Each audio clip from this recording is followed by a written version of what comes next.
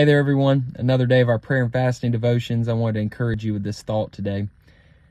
Recently, I was reading a book, Training Camp by John Gordon, and he cited a study that was done to see what differentiated the best violinist in the world from the average violinist in the world.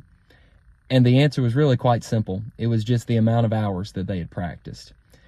See, the elite violinists had spent around 20,000 hours of their life practicing, while the good violinists had practiced around 10,000 hours, and just the average had practiced around 5,000 hours over the course of their life.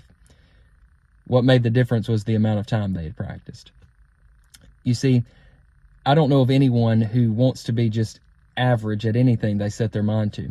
I believe there is a driving desire within all of us to be the best at whatever we endeavor in. If you are an athlete, you don't want to be an average athlete. You want to be the best athlete you can be. If you're a parent, you don't want to be known as an average parent. You have goals to be the best parent that you can be. As an employee, you want to be the best on your workplace or on your work site. You want to be known as a good employee. And as believers, also, we should have a driving desire within us to be the best believers that we can be, to achieve everything that God has called us to, not to live an average life following Jesus. The Bible tells us in James chapter 4 to draw near to God and He will draw near to us. The Bible also tells us to hide God's word in our heart that we might not sin against Him.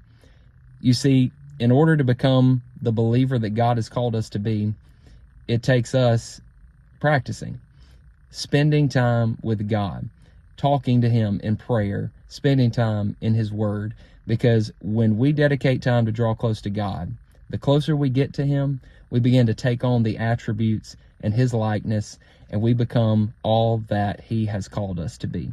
So let me encourage you today. This 21 days of prayer and fasting has probably been a good time for you to practice drawing near to God and dedicating time to spend with God. But don't let it end at 21 days.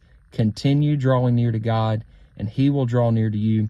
Let this set the course for your year 2024 to be all that God has called you to be.